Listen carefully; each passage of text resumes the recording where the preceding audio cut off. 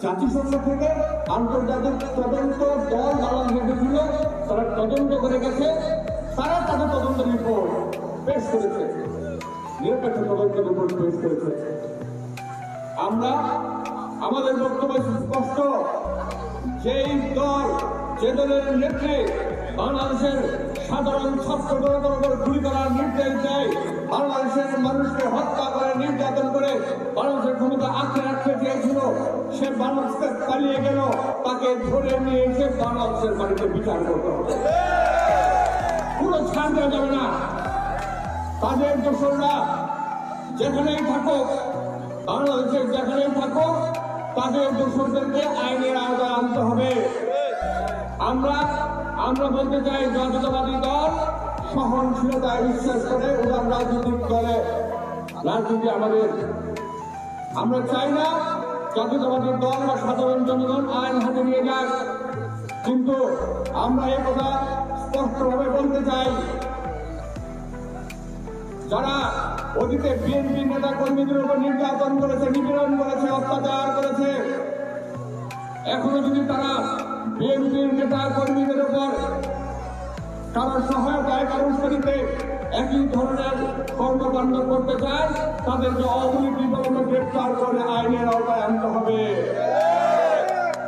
আমরা চাই না মনোহরী বেলাবো তথা নরসিংদীর কোথাও কোন ধরনের অপতৎপরতা, কোন ধরনের ষড়যন্ত্র বাস্তবায়ন হোক। আমরা কিন্তু সজাগ আছি, আমাদের চোখ খোলা, আমাদের কানও কিন্তু বন্ধ নাই, আমরা কিন্তু মুষ্টিবদ্ধ হাতে ঐক্যবদ্ধ।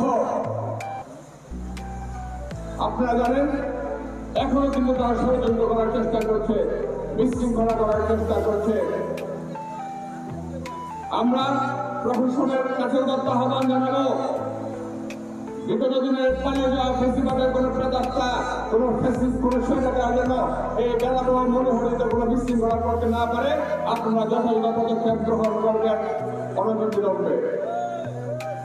আমরা বলতে চাই, এই শেখ হাসিনার বিচার বাংলাদেশের তো হতেই হবে। এমনকি তাদেরকে যারা সহায়তা করেছে, তাদেরকে যারা আর্থিকভাবে, তাদেরকে যারা আইনিভাবে, তাদেরকে যারা বিভিন্ন ধরনের পৃষ্ঠপোষকতা করেছে, সকলকে আইনের আওতায় আনতে হবে। আমাদের নেতা বিএনপির ভারপ্রাপ্ত চেয়ারম্যান বলেছেন, আমরা আগামী দিনে যত দ্রুত সম্ভব প্রয়োজনীয় সংস্কার থেকে বাংলাদেশের নির্বাচন চাই, নির্বাচন ছাড়া এই সমস্যার উত্তরের কোনো উপায় নাই।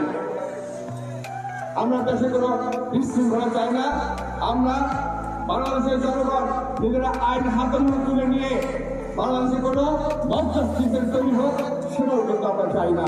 যেন এর থাকে কোনো নিরপরাধ ব্যক্তি কোনো হামলা মামলার শিকার হয়, সেটাও কিন্তু আমরা চাই না। কিন্তু অপরাধীদের ধরে আইনগত পদক্ষেপের মাধ্যমে তাদের বিচার আমরা নিশ্চিত করতে চাই।